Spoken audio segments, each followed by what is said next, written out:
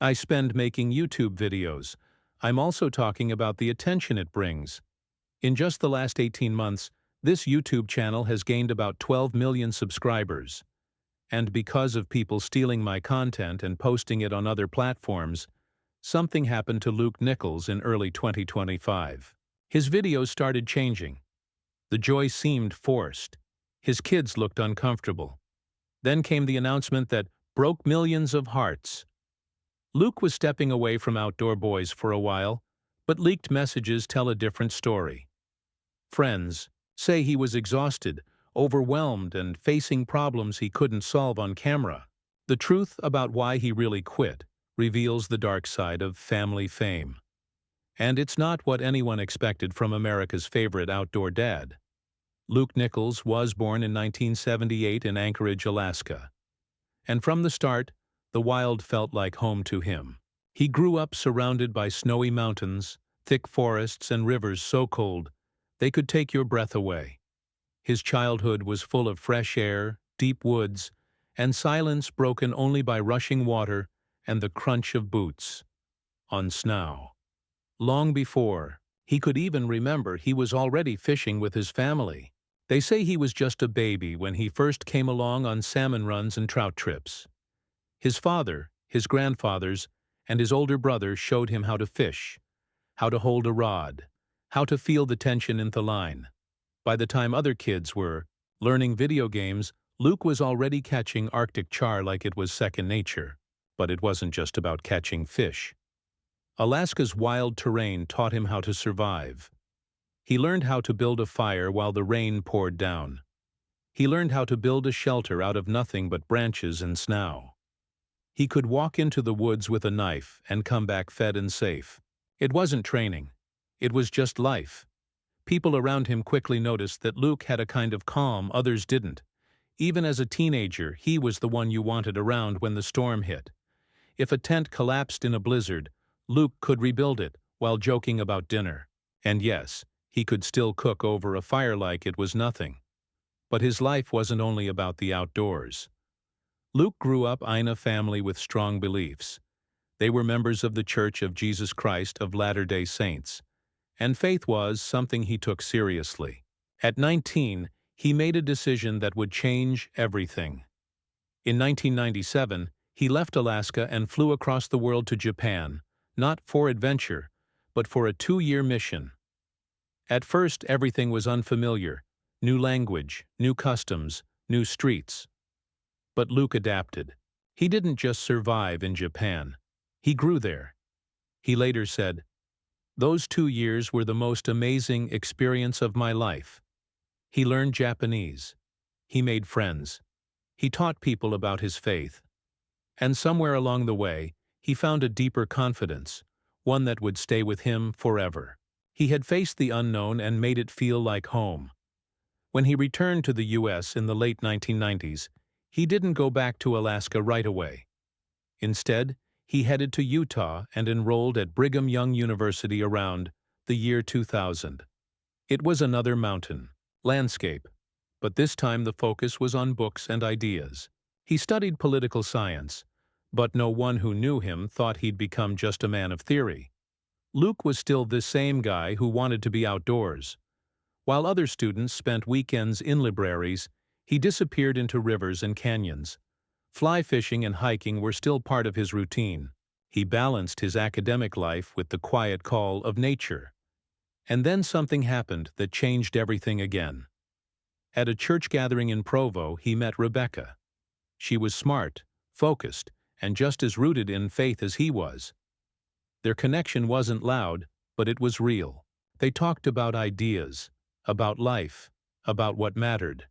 And Luke, with all his stories and scars from the wilderness, finally met someone who saw not just the wild man, but the soul behind it.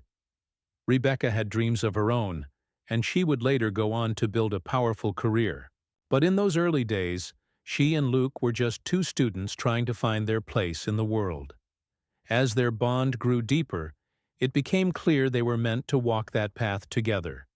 By the early 2000s, Luke had finished his degree. Not long after he and Rebecca got married and started building a life, that would one day include family, business, and adventures shared with millions. Right after finishing his political science degree, Luke Nichols was full of energy and ideas. He didn't dream of camping gear or fishing trips yet.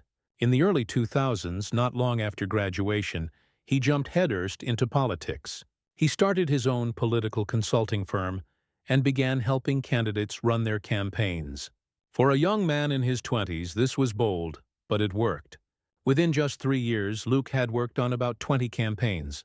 Some were local races. Others may have reached state-level positions.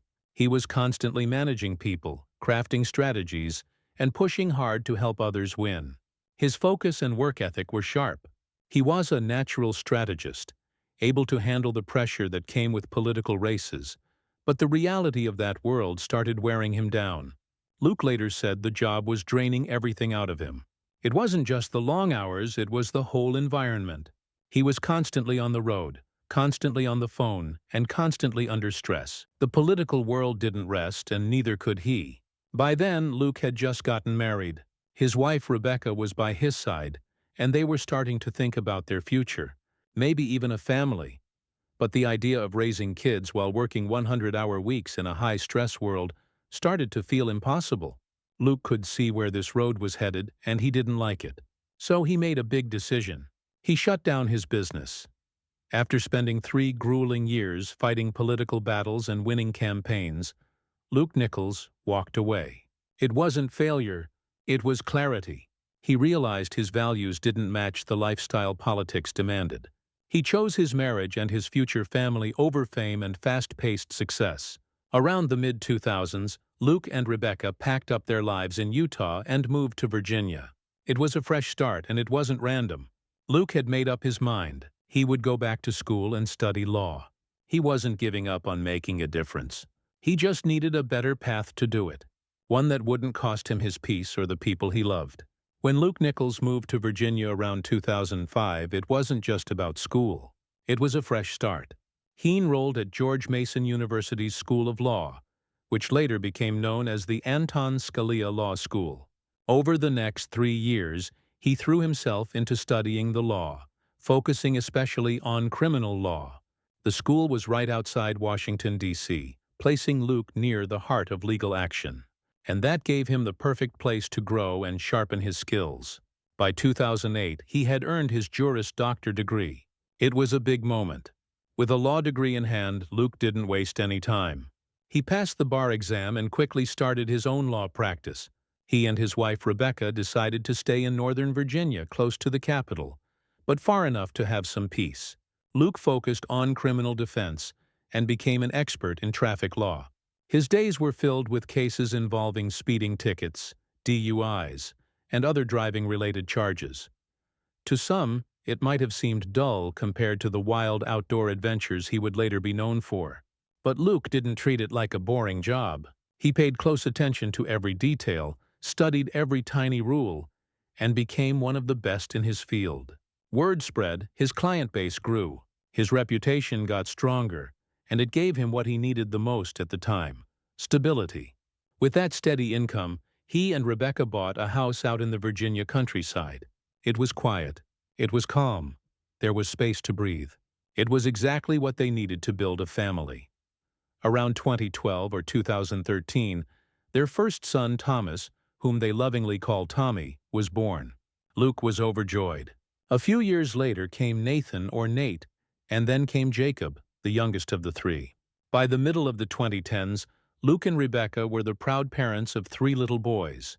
Their home was full of toys, noise, bedtime stories, and laughter. And without knowing it, they were laying the foundation for something that would later explode into fame. The outdoor boys.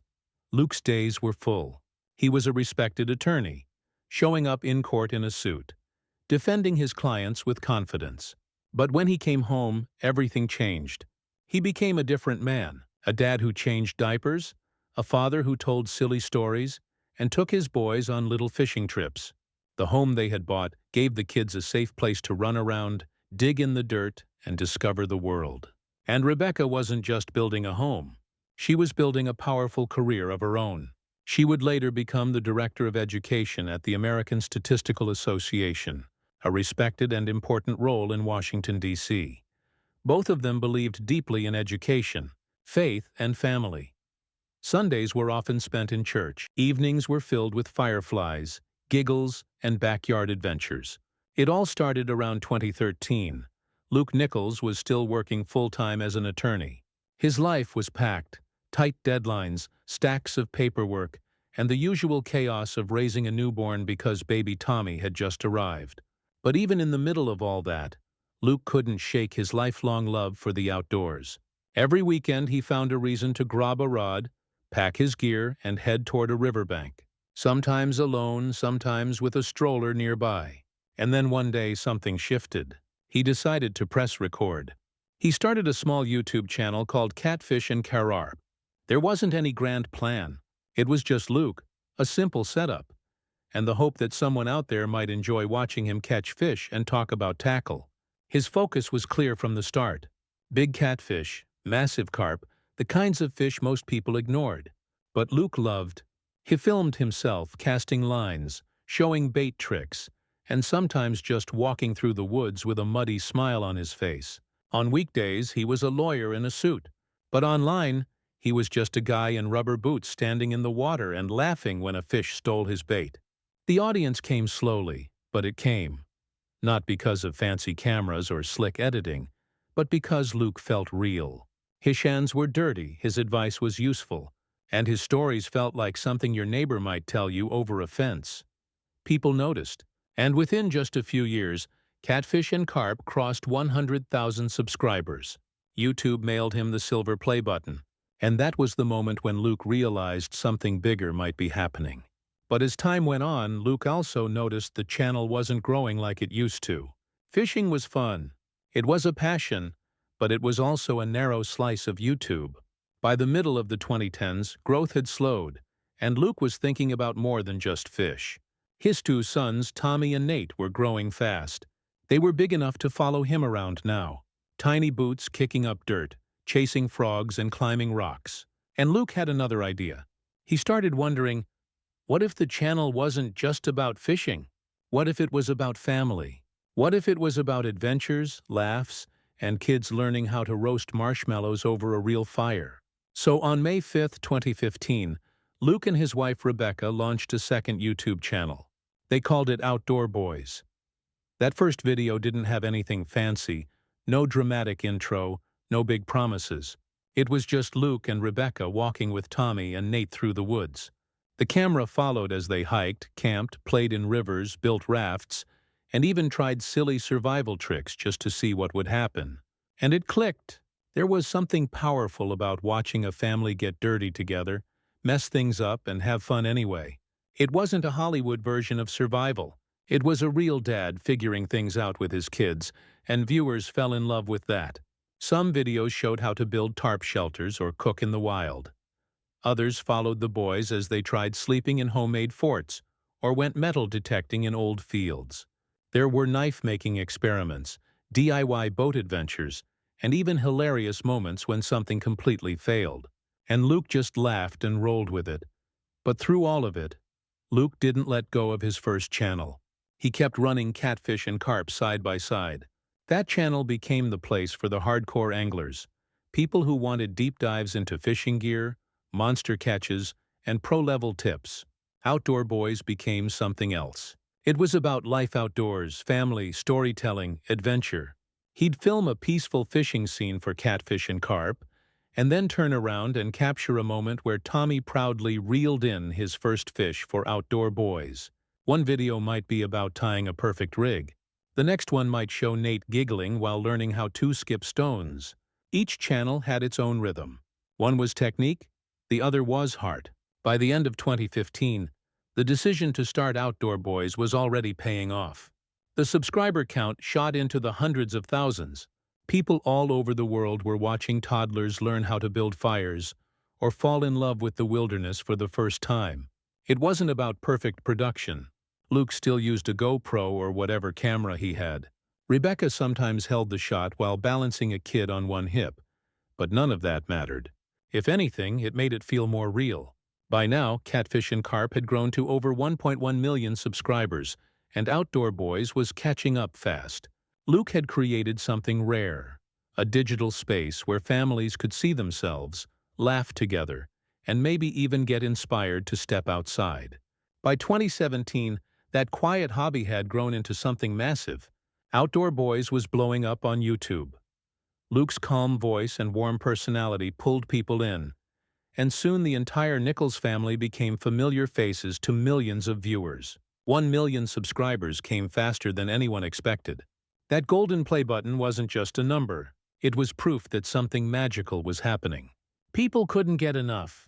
Whether it was Luke building an igloo with his kids in a winter storm or trying to make fire with sticks while the boys cheered him on, the channel had a charm that made you